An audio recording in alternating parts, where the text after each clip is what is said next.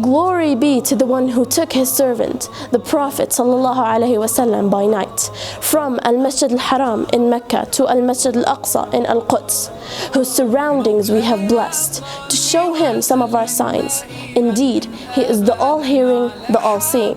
الإسراء والمعراج, the Night's journey and ascension, is a miracle second only to the revelation of the Quran, and is therefore important that we don't let this night slip by without reflecting on its lessons and significance. Many of us only know the basic story of الإسراء والمعراج, in which the Prophet was transported from Masjid al-Haram to Al-Masjid al-Aqsa, from where he ascended to heaven. In fact, there are many stops along this incredible journey, and the story is packed with wonders and miracles.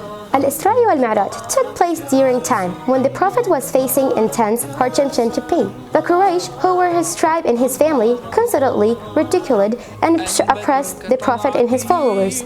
Moreover, the Prophet had just faced the year of the sorrow, Aam al-Hazn, during which he lost his beloved wife Khadija, Abu Talib, who was his protector and ally. In addition to all these burdens, when the Prophet had traveled to Ta'if, spread the Islamic message. The people in Ta'if had rejected him in the most cruel way, sending their children into streets to stone him until he left the city.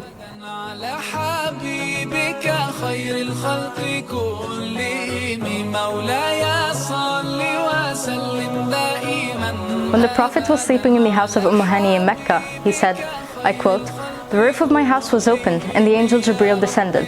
End of quote. Narrated by Al-Bukhari. Scholars reconciling between various narrations say the Prophet was then taken to the Hijr, the semicircular wall of the Kaaba, where the Prophet said that Jibril opened my chest and washed it with Zamzam water. Then he brought a golden tray full of wisdom and faith, and having poured its contents into my chest, he closed it. Narrated by Al-Bukhari. The Prophet continued, I was then brought a white beast, which is called Al-Buraq, from the Arabic word barq, meaning lightning, bigger than a donkey and smaller than a mule. Its stride was as long as the eye could reach. Narrated by Muslim. Finally, the Prophet arrived in the holy city of Al-Quds, Jerusalem, and tied Al-Buraq. Waiting inside were all 124 prophets. Jibril led the prophets in the front and held them all in prayer in his beloved space.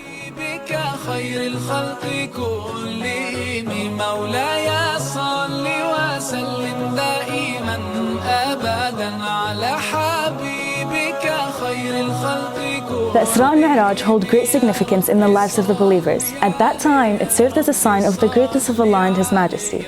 It was known to be a miraculous event, as it also ascertained the prophethood of Rasulullah beyond human comprehension. It was a period where the journey from Mecca to Jerusalem would usually take months to complete.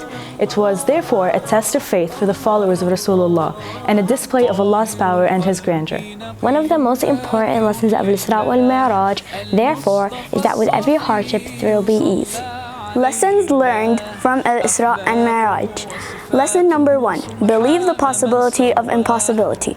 قدوتي وحبيبي ودعوة النجاة يا رسول الله يا حبيب الله فاكتب لنا نلقاه ندعوك يا رب. Lesson number 2. With every hardship there will be ease. Lesson number 3. A true friendship of hardship and unwavering faith in each other.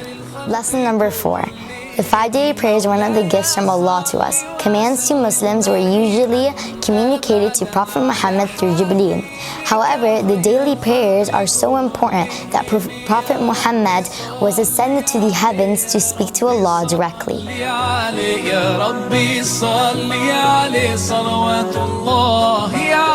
مولاي صل وسلم دائما أبدا على حبيبي